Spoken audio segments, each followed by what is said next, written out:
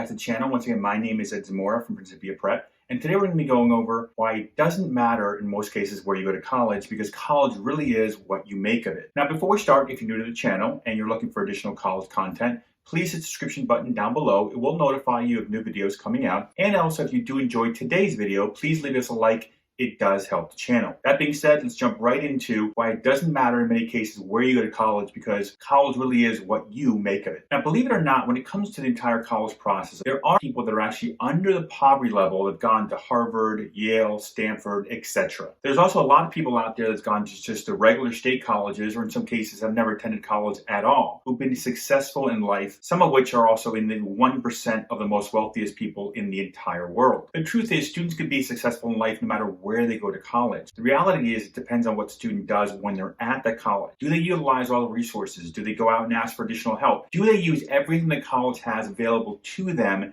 to utilize to be successful in life as well as in their career? And this is what I mean by college is what you make of it. Every college is going to provide you tremendous opportunities for internships, for co-ops, for networking, etc., etc. The question is your student utilizing everything at that college to make themselves successful? Well, let me give you an example. Based on the top 10 Fortune 500 companies in the world, I'm going to go through some of their CEOs right now to show you where they went to college, to illustrate my point of college really is what you make of it as far as your success in life in many cases. Let's start right at the top with the biggest company in the world, Walmart, with their Fortune 500 CEO, Doug McMillon. Now, Doug attended the University of Arkansas. Now, the University of Arkansas's acceptance rate in 2020 was 77.1%. Obviously not a very selective college, but that university provided and still continues to provide to their students the path for success with all the opportunities available at that college. Now, the average median SAT score for students going to the university was 1120 to 1300.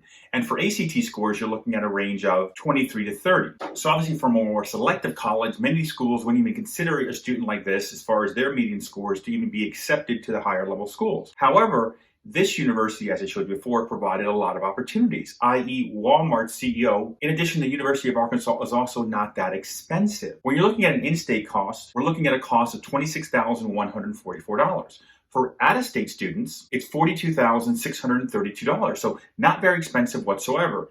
In addition to that, the college is actually very generous, both on the need-based side, grant money, as well as the merit-based side, scholarship money. So in many cases, for many students, the cost for out-of-state students will probably be in the mid-30s, if not lower. In addition, at this cost level, you're basically looking at 60% reduction in cost from the average private university cost out there. So not only did this university provide the CEO of Walmart the opportunity to head off to where they are now, obviously as a CEO of Walmart, but also the university is not that expensive to begin with, as well as not that selective, so your student can more likely get into this kind of college. Let's jump to the CEO of Exxon, which is Darren Wood. Now, Darren Wood attended Texas A&M University. Now, Texas A&M University is a little bit more competitive with a 58% acceptance rate, with most students applying to the university with SAT scores between 1160 and 1390, and ACT scores of 26 to 31. So a little bit more competitive to get in, a little bit higher on the academic requirements, obviously, for this university. With these scores, you probably wouldn't even have your file open at the Ivy League level. However, this university still provided a ton of opportunities and still does to its students. It's also very affordable. The in-state cost is $30,638. The out-of-state cost is $50,632. And just like the previous university we spoke about, this university is also very generous between need-based aid as well as scholarship money.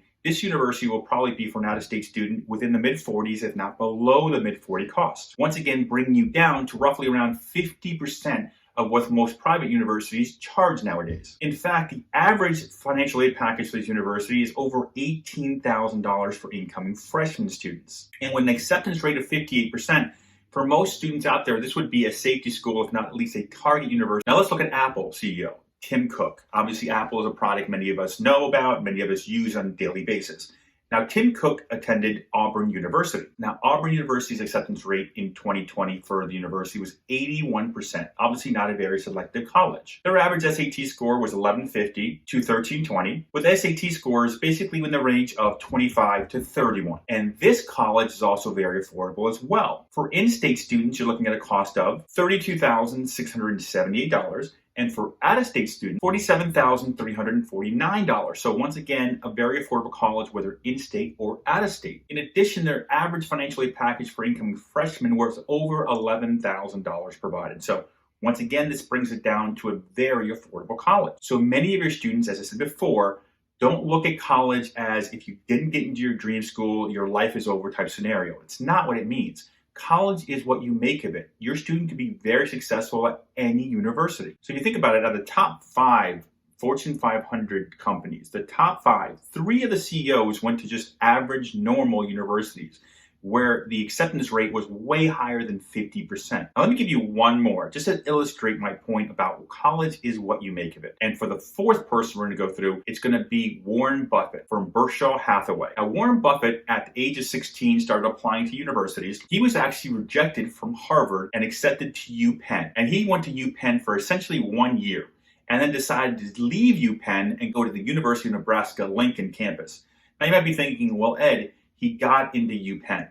True, but he left UPenn to go to the University of Nebraska. He's also said in interviews that he credits most of his success in life, believe it or not, to being rejected from Harvard. And now the acceptance rate, by the way, for Nebraska, University of Nebraska, is 78%. So it's a very high acceptance rate. So a lot of students would get in, a safety/target school for most students probably watching this video. And the costs are very low. For in-state students, you're looking at $25,219. For out-of-state students, it's $42,349. And the average incoming freshman financial aid package from this university is over $15,000. So once again, a very affordable college. Very easy college for many students to get into. But once again, the universities all provide opportunities. Now, one of the things you also might be considering is, Ed, he did get into UPenn. Like I said before, he decided to leave to go to Nebraska. He also got rejected from Harvard. Now, you might be thinking, well, how would Harvard have ever known that this would be a billionaire, later on in life? How would they have known that he was so great at investing at the age of 16 when they rejected him? This is an interesting part, and I want this to sink in. When Harvard rejected Warren Buffett at the age of 16, making $53,000 as an entrepreneur, running his own businesses, as a 16-year-old. Now think about that. In today's time, 2021, if your student was making $53,000 now, you would be jumping for joy. You might even be considering maybe they don't need to go to college, to be honest with you. They're already making $53,000 now in today's money, 2021. Now to put that in perspective, at the time he was doing this, it was 1950. The average income for a family, according to the Bureau of Census from the Department of Commerce, was $3,300. So Warren Buffett, by himself, as a 16-year-old child, almost 20 times what the average salary was at the time by an adult. If you factor in inflation, that kind of income in today's money would be almost $600,000. So think about that. Harvard rejected a 16-year-old who was making close to $600,000 running his own business. So if you are rejected by your dream college, whether it's the Ivy League or a private school or anybody in between, you have to realize it's not the end of the world. You do go to a college with a tier below, or maybe not perceived in the eyes of everybody else as not the Ivy League or not a prestigious college. It's complete ridiculousness. Let me explain to you once again. 3 of the top 5 biggest companies in the world, their CEOs went to average run-of-the-mill public university. Warren Buffett was rejected by Harvard while he was making the equivalent of $600,000 as a 16-year-old. So if you get rejected, it's not the end of the world. Once again, college is what you make of it. Your student going to any university can be extremely successful. It's just they have to utilize the resources at that college or university to provide them the path to find that success. That being said, thank you once again for watching another one of our videos. If you do like today's content, please leave us a comment below and also a like. It does help the channel. And if you are looking for additional college content, please hit the subscription button. It will notify you when new content comes out.